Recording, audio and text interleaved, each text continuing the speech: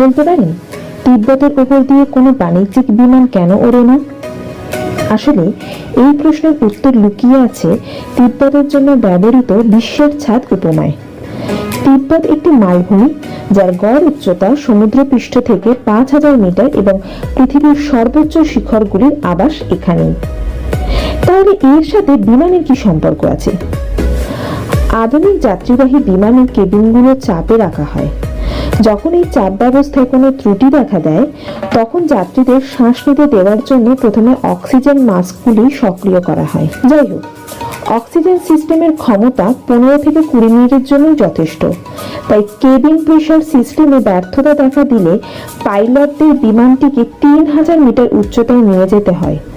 তিব্বত অঞ্চলের বেশিরভাগ অংশে উচ্চতা 3000 মিটারের ওপরে।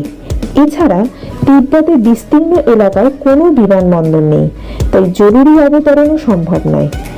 এছাড়া সমস্ত বিমান তার যাত্রাপথে বিমানবন্দরগুলির প্রাইমারি রেডারে ভিজিবিলিটি দিতে দিতে যাওয়ার চেষ্টা করে।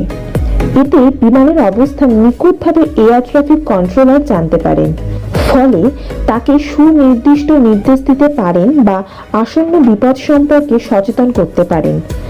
এয়ারপোর্টের প্রাইমারি রেডারের রেঞ্জ মাত্র 100 কিলোমিটার। তিব্বতে বিমানবন্দর না থাকায় এটিসিও নেই, ফলে বিমানকে দীর্ঘ পথ কোনো নির্দেশ ছাড়া উঠতে হবে, যেটা বিপজ্জনক। উপরন্তু টুইন ইঞ্জিন বিমানের একটি ইঞ্জিন ব্যর্থ হলে নিরাপদে উঠতে বিমানটিকে একটি নির্দিষ্ট উচ্চতায় নামতেই হবে। দুর্ভাগ্যবশত তিব্বতের ভৌগোলিক কাঠামোর কারণে এটি সম্ভব নয়। এই সমস্ত কারণে তিব্বতের ওপর দিয়ে কোনো বিমান ওড়ে না। তাহলে বন্ধুরা, আমাদের আজকের বিজ্ঞান বিষয়ক এই ভিডিওটি আপনাদের কেমন লাগলো? যদি ভালো লেগে থাকে তাহলে লাইক আর শেয়ার করতে ভুলবেন না।